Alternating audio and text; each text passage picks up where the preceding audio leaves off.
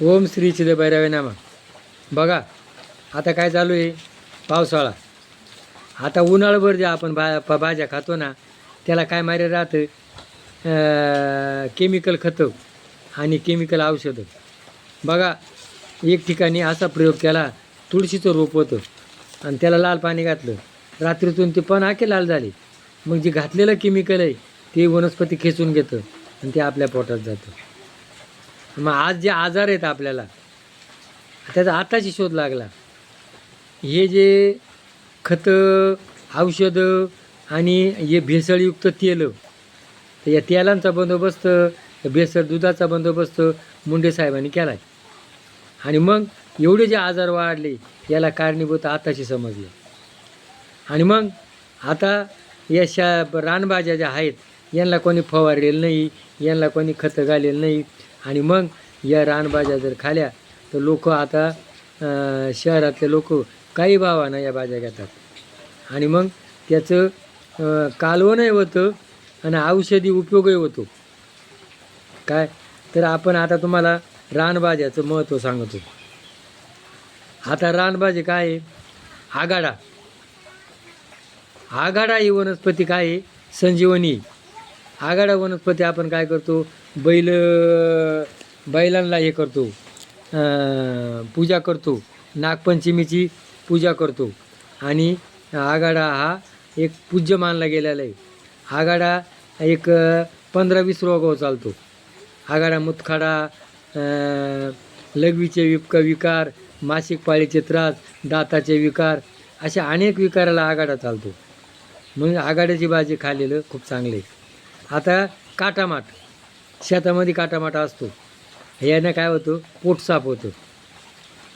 आता दुसरा काय आहे, कुळासना. हा कुळासना पूर्वीचे पैलवान काय करायचे, त्या कुळासण्याचे बी याची पावडर करून आणि ते खायचे आणि शक्तिवर्धक व्यायाम करायचे. मूत्रविकाराला चालतो. आळूनं काय होतं, पोट साफ होतं. आळू खा, निरोगी राहा. आणि आळूची भाजी बाई माणसाला दूध येतं. पुनर्नवा हे रक्तवाढी, शक्तिवाढीला, मुतखड्याला चांगलं आहे. रानभाजी काय आहे, शिंदळ माकड जे आहे ना, हे पित्तविकाराला चालतं. करटुले काय आहे, पित्तविकाराला. तोंडाचे विकार. भारंगी, दमा आणि काविळीवर. बांबूचे कोंब शक्तिवर्धक. घोळू शक्तिवर्धक. तरोटा गुडघेदुखी, सांधेवात. भोकराची भाजी शक्तिवर्धक. चाईची भाजी शक्तिवर्धक. कौल्याची भाजी. पूर्वीचे लोक गरीब लोक होते, आदिवासी लोक होते, त्यांना भाद्रपद महिन्यात खायला काही नाही. मग ते काय करायचे, कौल्याची भाजी खाऊन दिवस करायचे. कौला संघ देव जेवला. म्हणजे त्या वेळेला त्या लोकांच्या घरी जर देव आला तर ती भाजी खायचा. शक्तिवर्धक.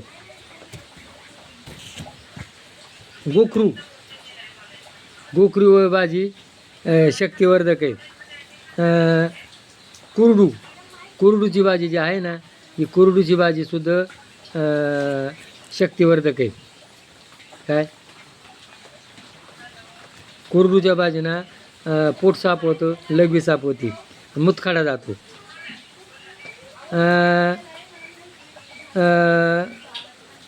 कोंडफळं असे फळं येतात झाडावरती, ते बटाट्यावानी शक्तिवर्धक आहे. आणि असे ज्या या भाज्या आहेत, ह्या भाज्या कोकणातले लोक, त्यांना एक व्यवसाय मिळाला आहे आणि त्यांच्यापासून लोकांचा उदरनिर्वाह चालतो. म्हणून आज पावसाळ्यामध्ये या भाज्या खा आणि निरोगी राहा आणि या लोकांना सहकार्य करा. पटला असेल तर क्लिक करा. जय भैरवनाथ.